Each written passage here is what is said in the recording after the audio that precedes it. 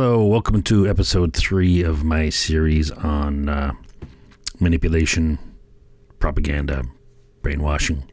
Today we're going to be talking about brainwashing proper.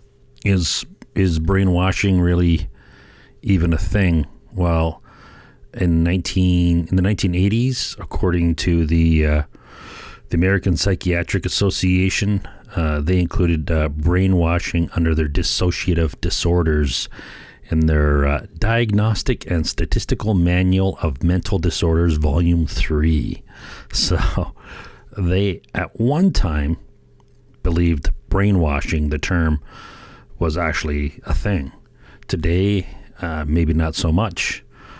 I don't know if I read somewhere that they removed the term. Maybe they've just changed the definition. Talking about definitions, let's read some definitions here. According to Webster's, brainwashing is a forcible indoctrination to induce someone to give up basic political, social, or religious beliefs and attitudes to accept contrasting, regimented ideas. I don't see why it has to be regimented or even contrasting so long as they're different.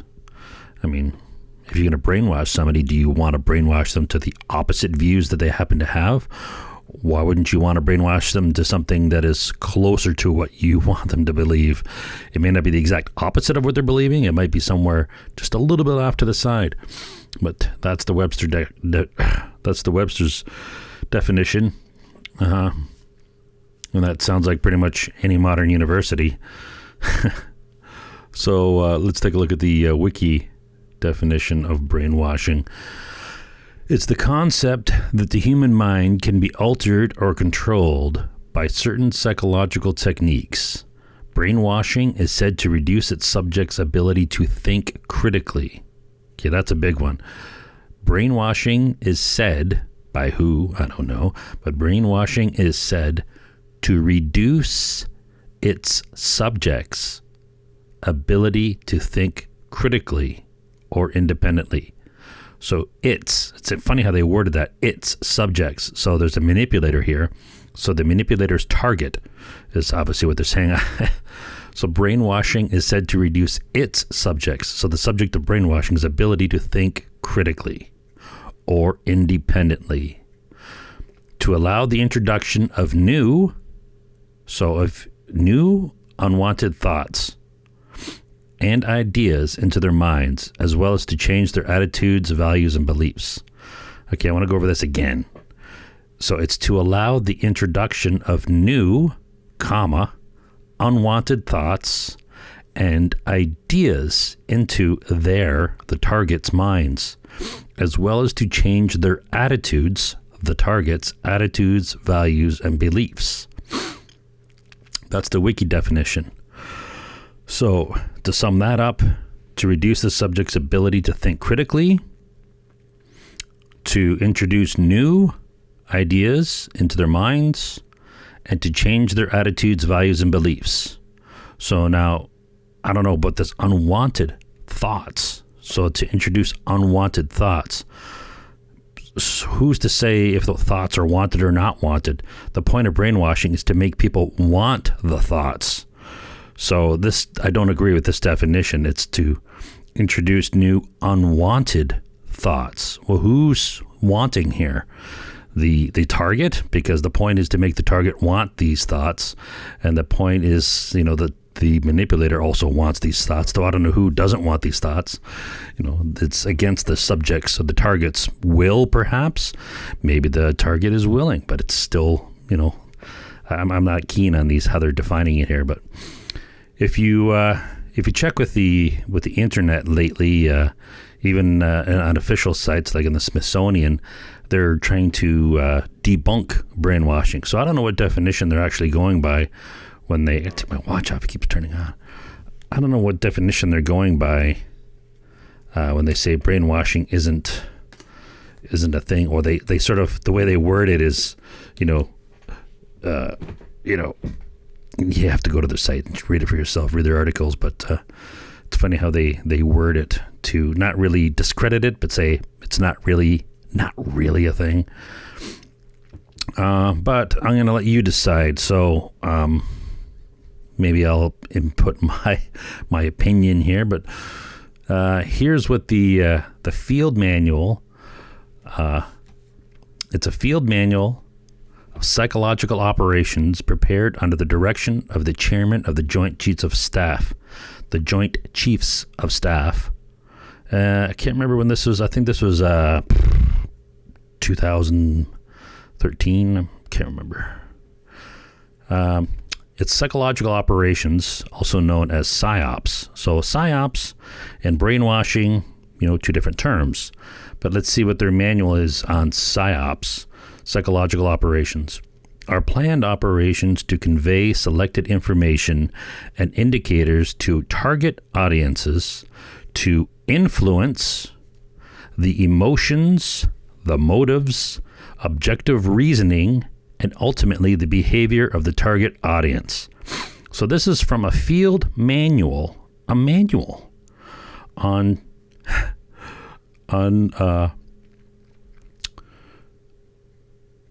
to convey selected information and indicators. So these indicators are indicating to the target audience to influence the emotions. So they're influencing the emotions, the motives. They're influencing the objective reasoning and ultimately the behavior of the target. This is what the Field Manual of Psychological Operations, prepared under the direction of the Chairman of the Joint Chiefs of Staff, says. Now, people will debunk brainwashing. Let's go back to what Wiki says brainwashing is.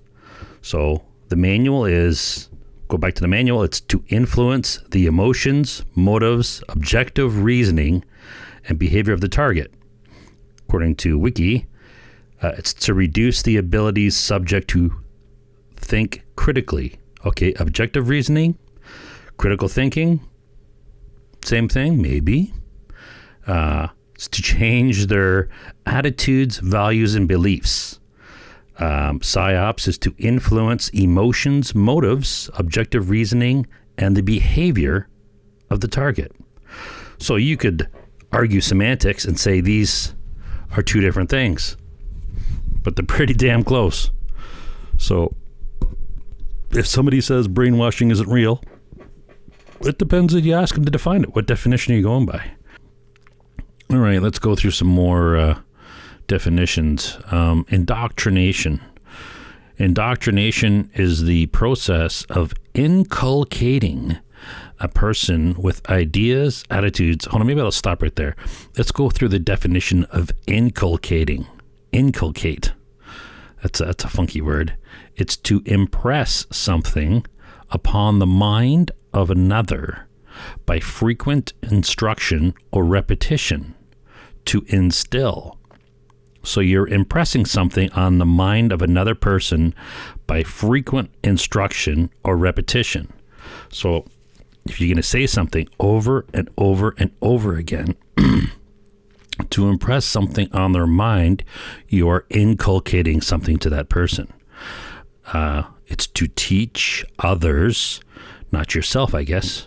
So it's not like you're teaching yourself something, but to teach others. So this is still in the definition of inculcating, is to teach others by frequent instruction or repetition, to indoctrinate, to impress by frequent admonitions or by forcible statement or argument, enforce or stamp upon the mind.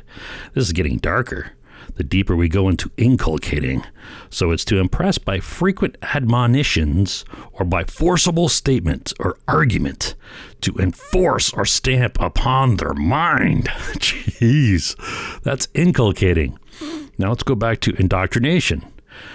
Indoctrination is the process of inculcating a person with ideas, attitudes, cognitive strategies, or professional methodologies. So they're going to frequently impress by frequent admonitions and forcible statements or arguments to enforce upon your mind, to stamp upon your mind those professional methodologies. Yeah, man, that's okay. Nowhere does this definition say they're going to impress the truth or teach you the truth. It's just ideas, attitudes, and cognitive strategies. So indoctrination is the process of inculcating a person with ideas, attitudes, cognitive strategies, or professional methodologies. So if you're going to indoctrinate somebody, if that word exists and it means something and that thing actually happens, that's pretty close to brainwashing, I would say. That's a pretty good definition to impress by frequent admonitions or by forcible statement or argument to enforce or stamp upon their mind new ideas, attitudes, and cognitive strategies, ways of thinking. Sounds like schemata. So if they're impressing upon you forcibly new cognitive strategies or professional methodologies. So we'll smoothen that out there with professional methodologies, make it seem all nice and round. Wow, man. So they don't say anywhere that they're impressing the truth or teaching the truth or anything factual to somebody. It's just ideas, attitudes, cognitive strategies. Maybe they're not the best strategies. They're just strategies that they're forcing upon you. And professional methodologies, which is just the way that profession or that group of people do things. So you're a professional. All that means is you're making money by doing that thing. You're a professional. Oh, yeah. You make money by doing that. I'm a professional prostitute. I sell my body. So does that make them, a word of, a voice of wisdom because they're a professional?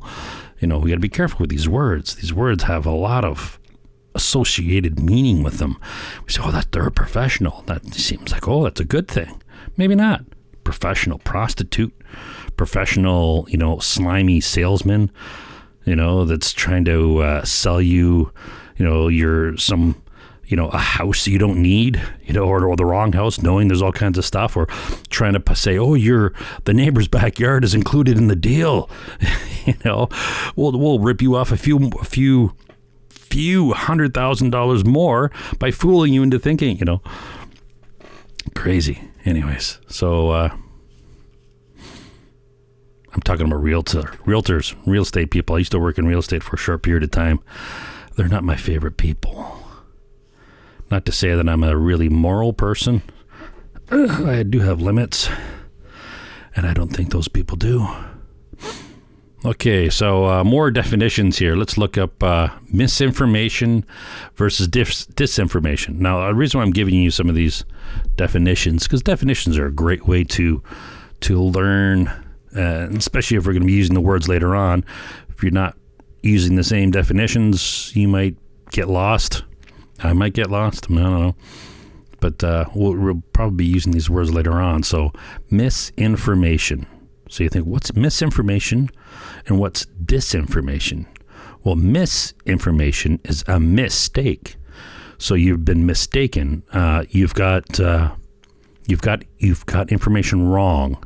You either heard it wrong or somebody misspoke. It was a mistake.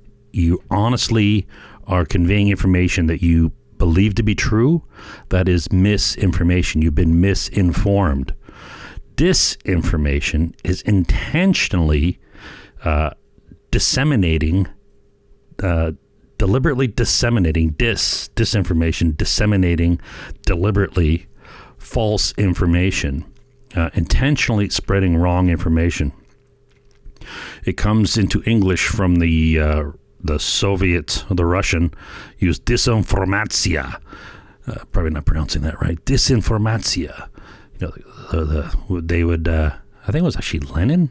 I don't know. One of those crazy pricks came up with the term, try to make it sound French, I think they thought. I don't know. But disinformatia. So it's the intentional dissemination of false information. It's knowingly trying to mislead people by giving them information that you know or the manipulator knows as false.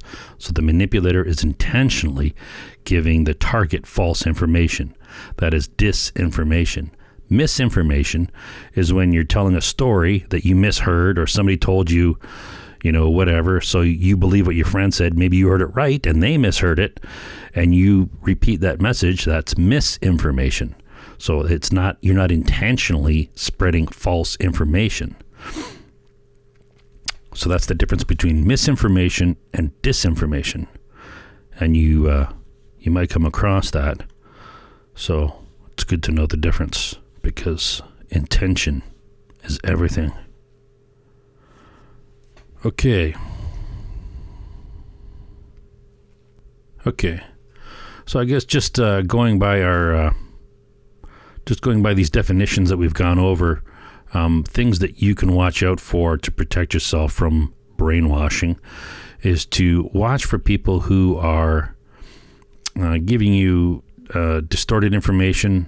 Somebody who's trying to influence. Yeah, let's go by the definitions. Somebody who's trying to influence your attitude. If you realize they're trying to influence your attitude, your behavior, to obtain your compliance, to try to convince you of something. If they're using propaganda, misinformation. Well, I guess if they're using misinformation intentionally, it would be disinformation. So if they try to polarize you, your opinion, try to affect your political will, these are all tactics used by people who intentionally are trying to mislead you. Now, it could be for political reasons. It could be for whatever. I can't remember what president was. Eisenhower, maybe. One of them said, you can't go to war without public support, right? Well, the public usually doesn't want to go to war. Who wants war? The only people who want war are the military-industrial complex, people making money from it. Nobody else. Who else wants war, right? Yeah, so be careful in school or anywhere, or in business. If you're working for somebody and they're trying to tell you, or at school especially, they're trying to tell you what to think instead of how to think. If you join a political party and they're saying, this is what we believe, this is, this is what you believe. No, you could say, well, that's what I believe, like them, but don't tell me what I believe. But anyways, you watch for people trying to tell you what to think, not how to think. Just give me the facts, let me make my own decision. That's the thing. I want to treat people like children. Okay, getting back to the meat and potatoes of brainwashing. I think if I get 5 or 6 views, if I get anybody watching this, maybe, or any feedback from my 2 followers or whatever it is, maybe we'll go into conversion techniques. But I'll give a brief summary of the techniques to watch out for brainwashing. So these are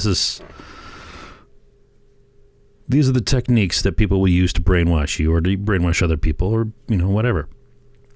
So a brief summary. Here it is. I got a list. I wrote down a list.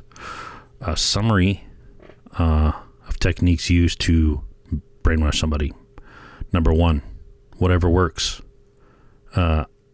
We all respond differently. All humans are unique. We all respond differently to different stimuli, so you can't use the same technique on everybody. So they'll just try whatever works, and if they notice something starts working, then they'll continue doing that. So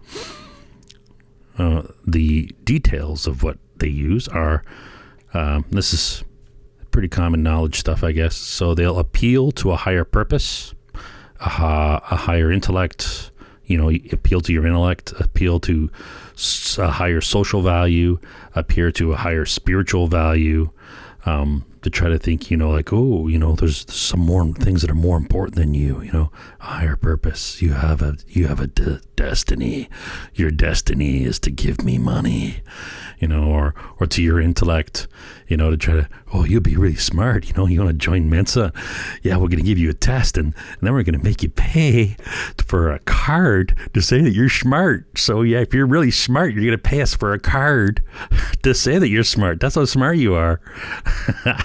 So if anybody walks around with a Mensa card, they're an idiot because they fell for it.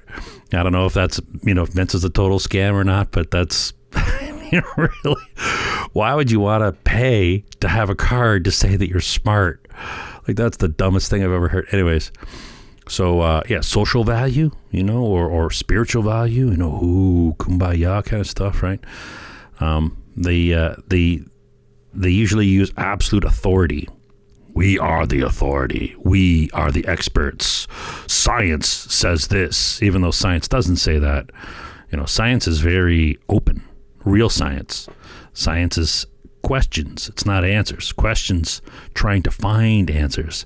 A lot of people are just duped, and it's like, it's the dogma. It's just like the Bible and religions all over again. No, humans will never learn. Well, some do.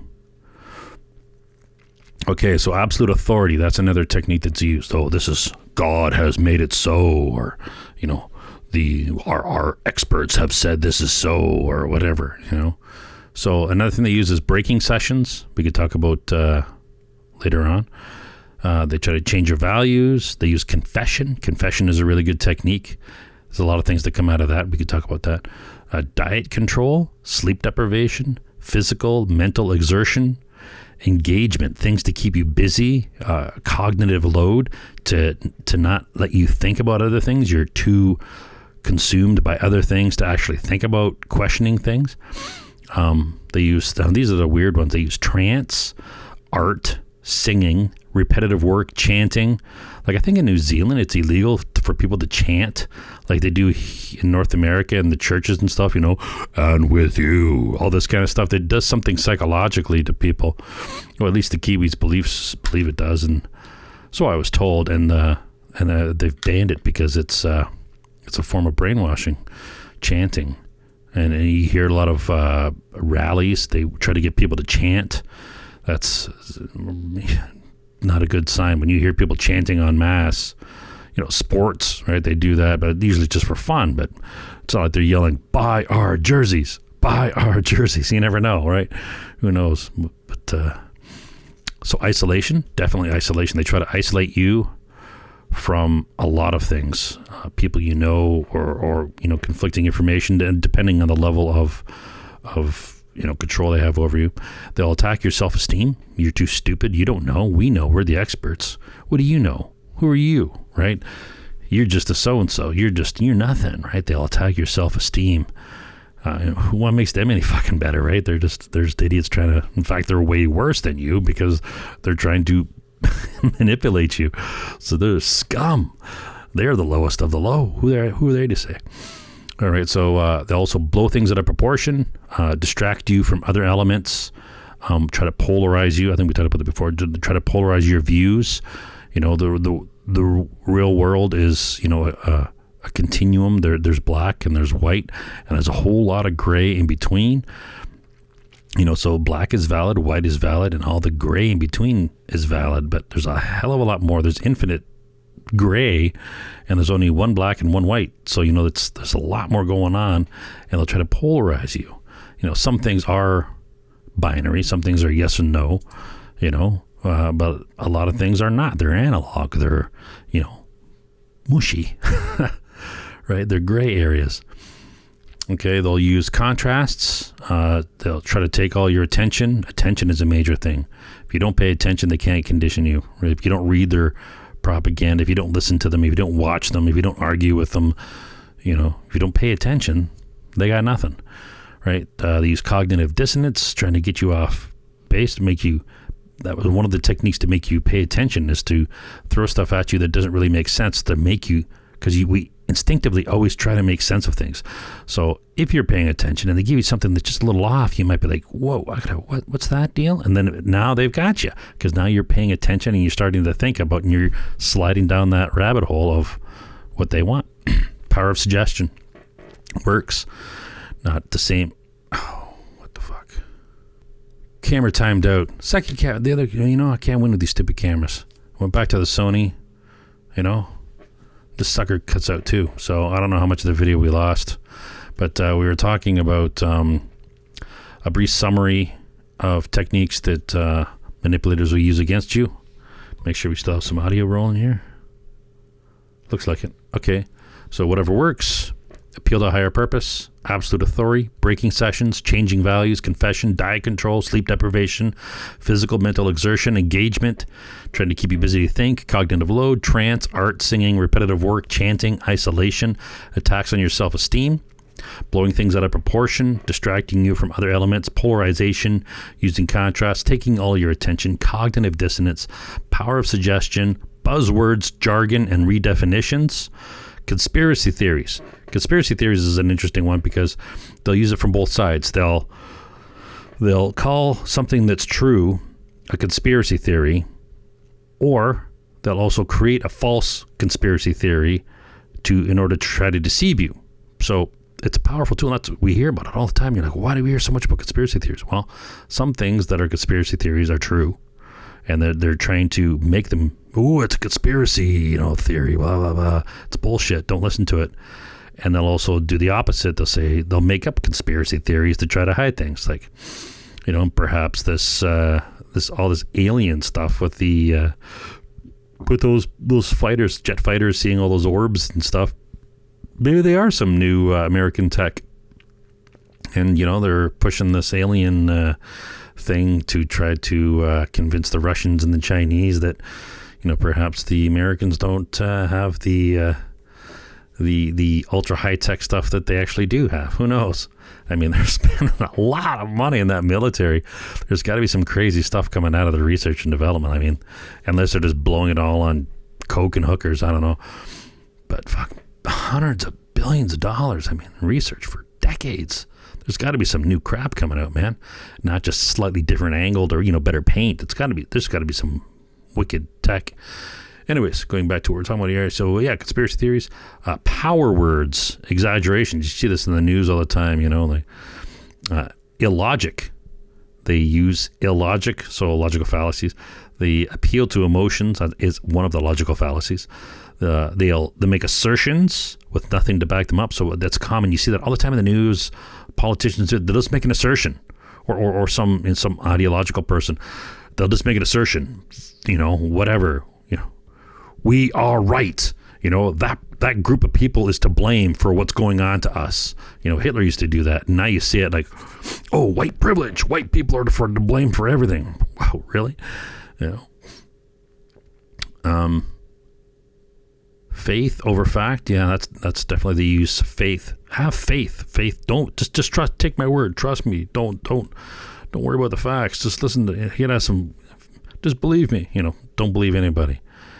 Well, don't disbelieve anybody. We already talked about that. But logical fallacies, information control. They try to limit the information, or they might flood you if you have access. There's two different ways here. If you have access to information that will contradict the messaging that they're trying to give you, they might flood you with a ton of disinformation to conflate things and mix it all up. So the truth is out there. Maybe they couldn't contain the truth. So they'll flood all this other garbage out there, try to bamboozle you so you don't know what to believe. That's what we're talking about, getting buried in the weeds. You don't know. The truth is out there, but they don't know. You don't know which is the truth because there's so much other garbage they've thrown out there. They've buried it in tons of garbage.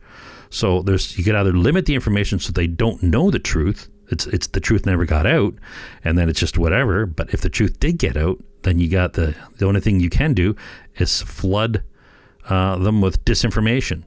So they don't know what's true, which especially if the truth sounds kind of unrealistic, and usually if it's,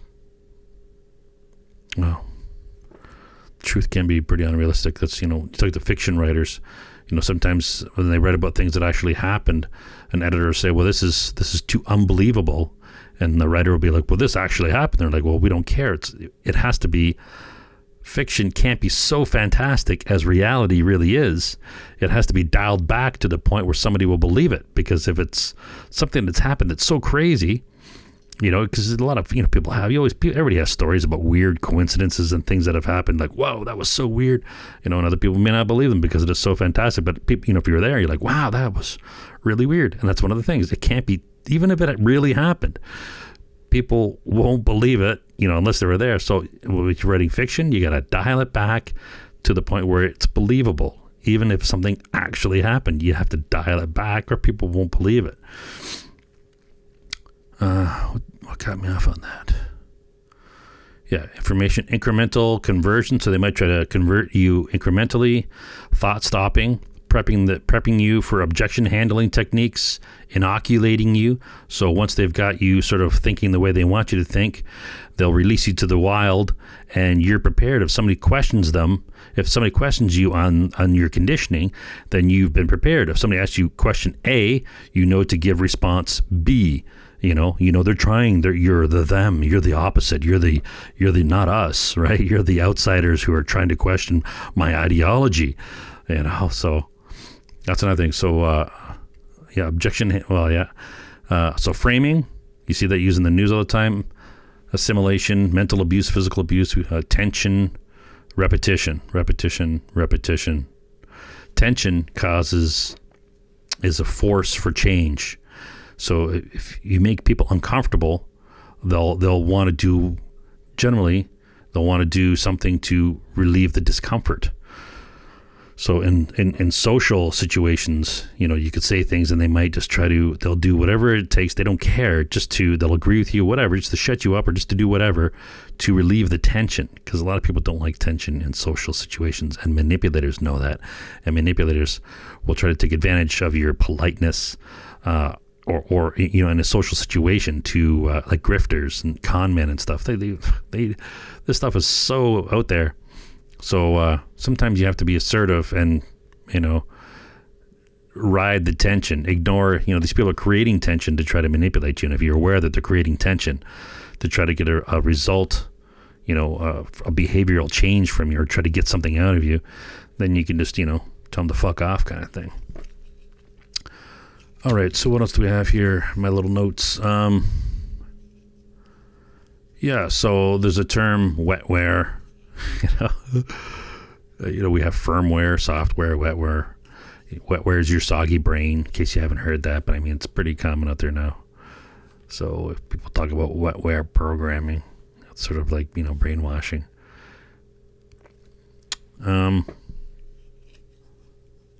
So what are the two most powerful defenses against brainwashing? Laughter. If you find yourself tied up in some Chinese Communist Party, prison, and they're beating you with rubber hoses, and they're trying to get you to do something, the one thing you can do to relieve all that mental anguish is to laugh. Now, that may make them beat you harder, I don't know, but laughing and mocking your attacker, even if you do it in your head. So laughter is one thing. It relieves all this built-up tension in your mind. It's cathartic, I guess. So laughing is definitely a powerful thing. Mocking your attacker or mocking the questions or mocking whatever. Mockery is a really powerful tool. But voices of dissent.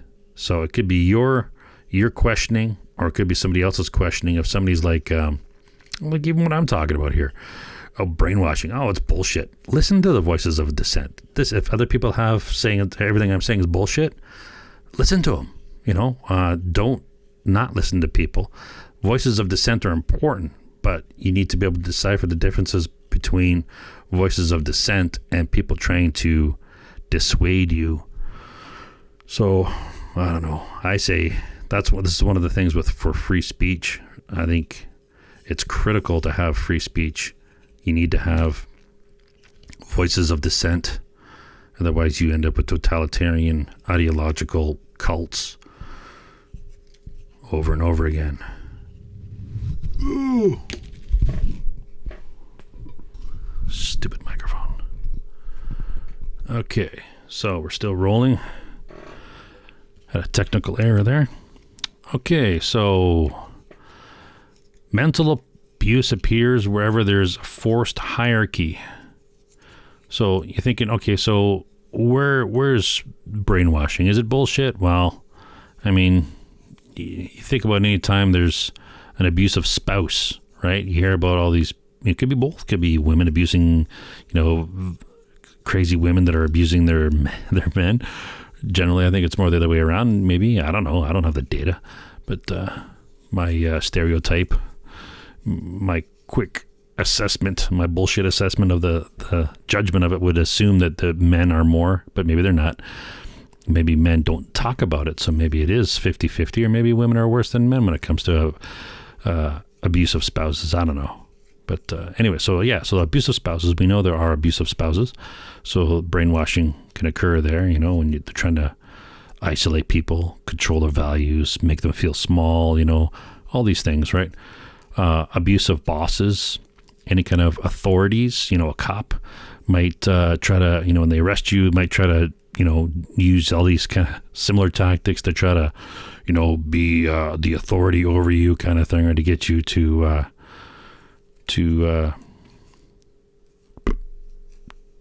what's the word I'm looking for? Yeah, so a cop might do this to use these techniques as well to get you to comply. That's the word. Compliance. You will comply, citizen, or I will beat you with this stick. Yeah, okay. So anytime a person is trying to be dominant over another, you're gonna see some of these techniques of manipulation, brainwashing. It's of course, it's not like everybody's going to be, waterboarded or whatever, you know what I mean? All right, but do cults exist? Yes. Do religions exist? Yes. Do partisan ideological groups exist? Yes. Now, I know a lot of people are going to get pissed off at me because a lot of people are religious, and a lot of people are going to be pissed off at me because they're, ideological. Anybody who's gone to any kind of social science, women's studies, or intersectional studies, or any of that crap, they're all, that's the new brainwashing, the new religion. It's all garbage. I mean, at least religion tried to teach good things. This is, generally tried to teach good things. I mean, and but this crap they're putting out today is scary, man. They're nuts.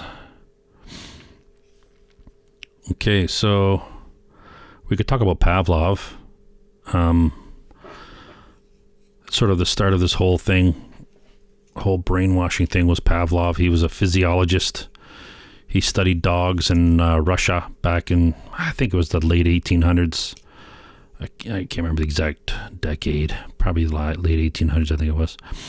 Anyways, there was a thing where they would sell dog stomach juices, some kind of holistic remedy.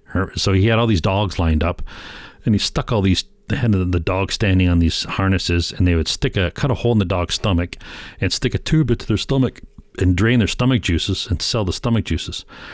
And Pavlov would, feed these dogs, or, the guys in the lab would feed the dogs and stuff. And so he started noticing that the dogs would salivate when the guy with the white coat showed up, who you normally feed the dogs.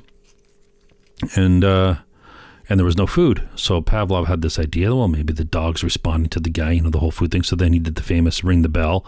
He'd ring the bell and feed the dog, and then he'd ring the bell and he'd feed the dog. And, after a while, he'd ring the bell and he wouldn't feed the dog. And sure enough, the dog would start salivating.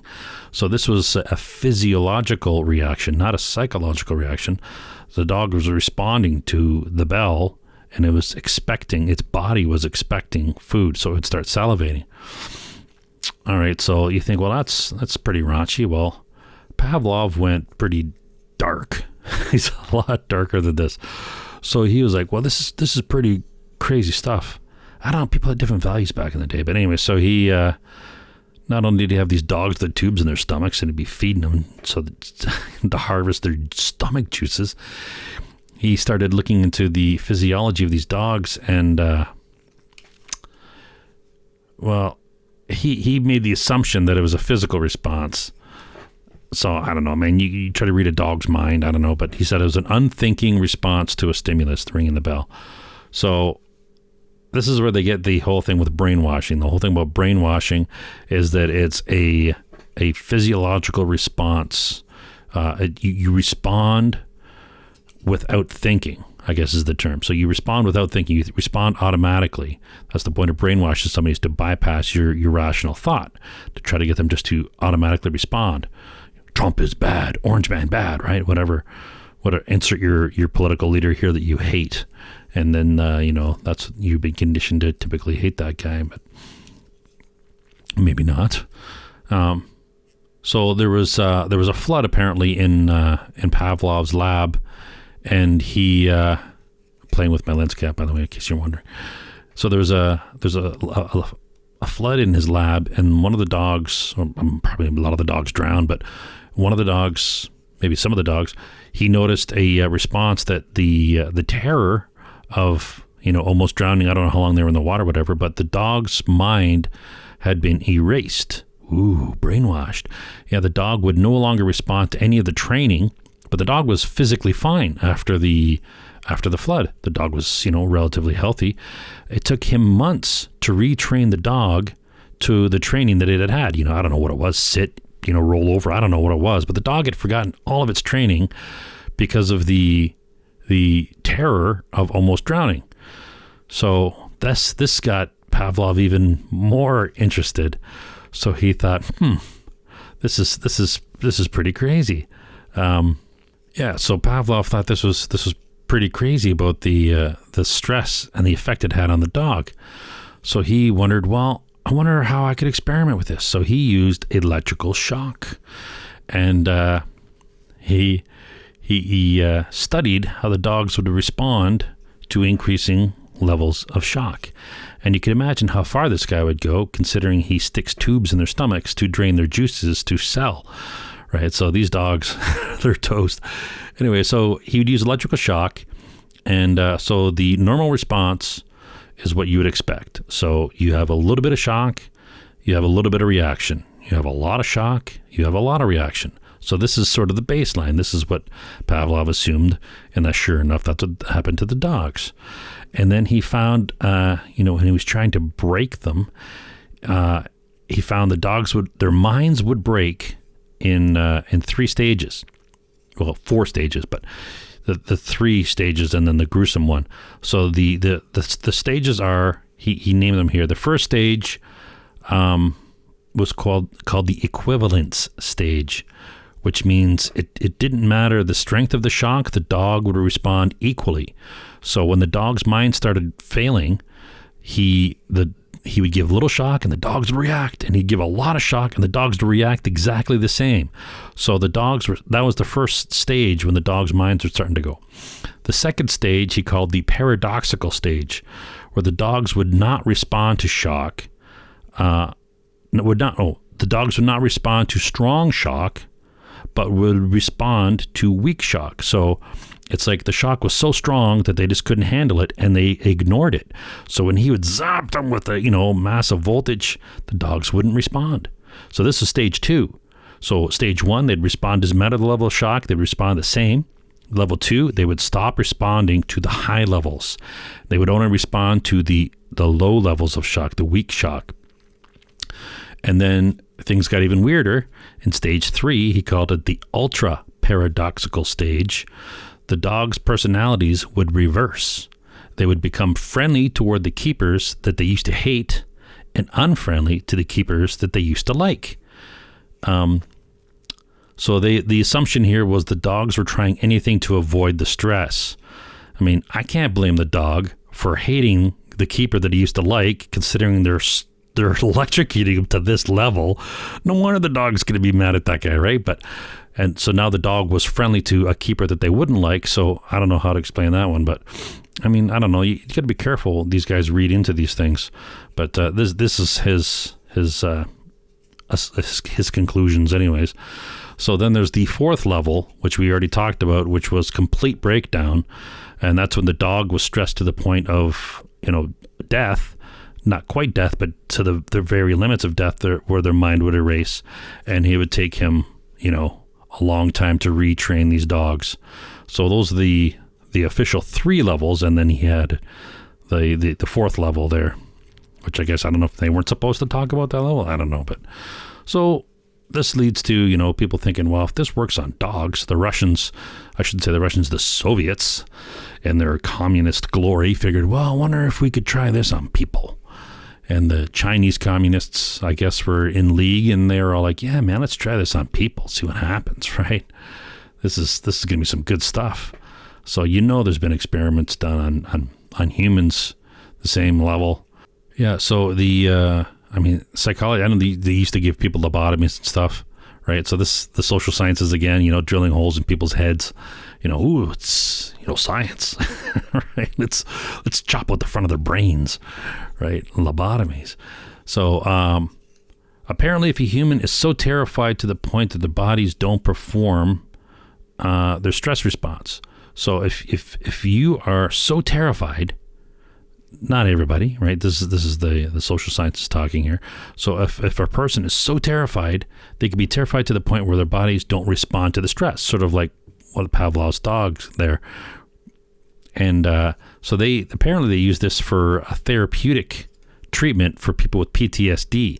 They would try to get extreme emotion out of people for a sudden release of their past terrors. I guess bring them to the same level of emotional impact that they were experiencing at the time of the trauma, and then try to use that, I guess, to bring them back or whatever. But they say apparently it can be used for cathartic release of PTSD, and apparently it can be used for sudden conversion by malevolent forces. I don't know, again, if this is true or not, but this is just crap that I've been reading. So now when that happens, that process is called the breaking session. When you break somebody. Now, not all manipulation obviously includes breaking sessions, but this is pretty extreme ends of things when you're using breaking sessions, and that's why you think of like I'm sure the writers of James Bond and these other people have studied this stuff, or at least read about it, I'm sure. And that's what you see in the one James Bond movie there. He was getting beaten on the chair and he starts laughing. And you think, well, why is he laughing? Well, his training, that totally makes sense. It's one of the things you do if you're being tortured. One of the things you do is you force yourself to laugh, and it relieves a lot of the tension, right? So it's not a hysterical laughter. It's a laughter to relieve the anguish that's going on, right? So I think that was pretty cool to see that in James Bond. I can't remember which one it was, but Casino Royale, I don't know. All right, so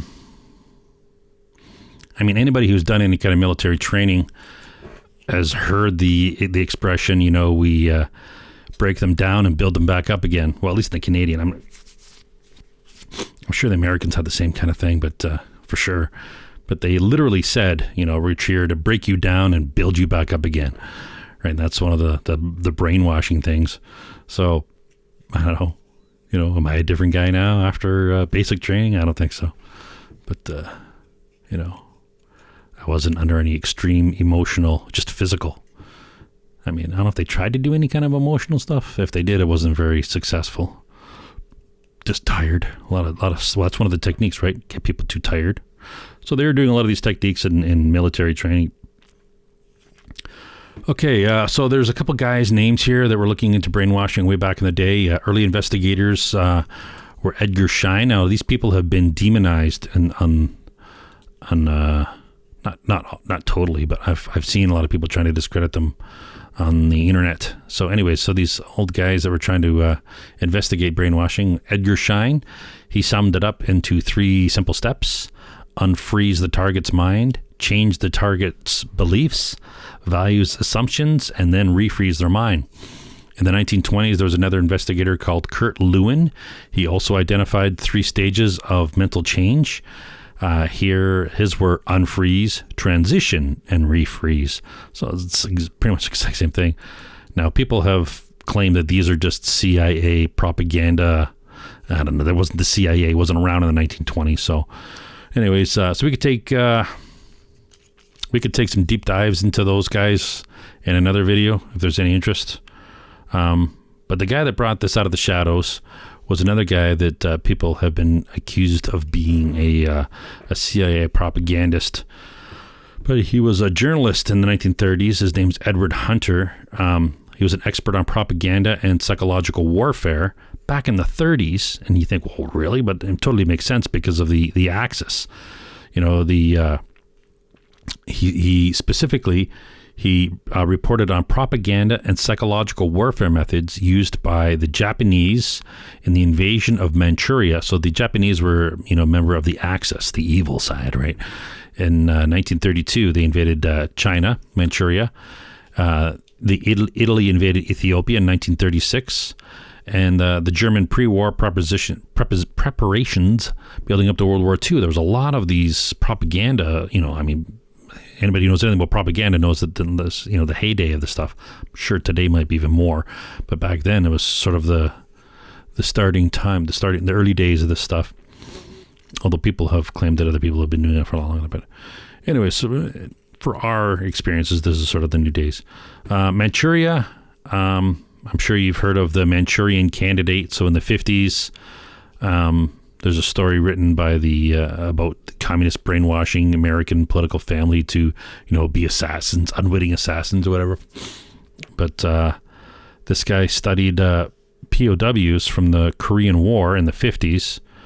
So he was, around in the 30s, World War II, and then in the Korean War, there were some Americans who had been captured by the North Koreans, backed by the Chinese, and they had been changed mentally. Some of them, there's stories of them, making false claims that they had used germ warfare, and all these other kind of things. So the Americans were like, what's going on with these guys? Like, there's this one guy, he was, really patriotic. He was captured, and at the end of the war, whatever, when they released him, he was like, communism is good, and we're wrong. We shouldn't be doing what we're doing, and all of a sudden he was just like totally flipped. And so they're like, wow, what did they do to this guy? What did they So you get the communists today saying, well, it wasn't brainwashing because communism is just such a good thing that they just explained it to this naive idiot, and now he knows the true worth of communism, and that's what he saw. So that's why a lot of people argue that he wasn't brainwashed. But then I don't know the guy. I didn't talk to him, but yeah. So communism is not a good thing. It's there's going to be probably a lot of people watching this saying, oh, it is, communism's great. Oh, you don't know what you're talking about. Yeah, that's why it's killed more people. And I don't want to get into it. We're not talking about communism. We're talking about brainwashing and manipulation, which is used a lot by people who support communism, interestingly enough. And a lot of those people will deny that brainwashing even exists, and yet they're the ones that are using these tactics. Go figure. Anyways,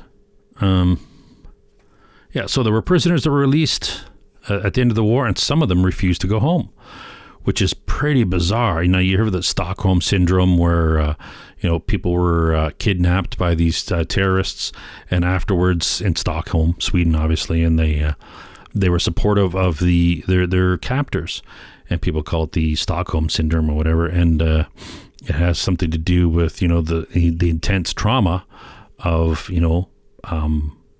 you thinking that you're going to get killed, and then your brain sort of rewires and tries to deal with it. And sometimes they deal with it by, becoming friendly with their captors, when these guys were really, would have killed them in, 2 seconds flat. Then you're going to hear people arguing the opposite, saying, well, maybe they just, finally got to know them. Right. Yeah. You got to know the guy holding a gun to your head. Yeah. He's a great guy. So at the end of the Korean War, there was a few, soldiers apparently that actually stayed behind. They didn't want to be repatriated. So this led the intelligence agencies to be looking into it, saying, well, this is pretty odd. I don't know if these guys were actually North Korean nationals or maybe they were, I don't know what their ethnicity was, or if that is any factor. I don't know. There could be all kinds of factors we don't know, but okay, that's probably enough about brainwashing. We can wrap this up with a little bit. I'll read a little bit out of the manual for psyops, and leave you with that. So, if anybody, just to leave you with that. So where are we here? There are psyops or operations planned to convey selected information to influence emotions, motives, objective reasoning. We already talked about that. And ultimately the behavior of the target audience. So to accomplish this goal, the PSYOP must have a clearly defined mission, the ability to analyze and evaluate targets and their effects, and reliable media transmission, and a rapid ability to implement their activities. PSYOPs depend on communications to ensure proper execution of the mission and objectives. This is accomplished by command and control, pre-planning, and support from all levels of the chain of command. All right, so this is a pretty large-scale type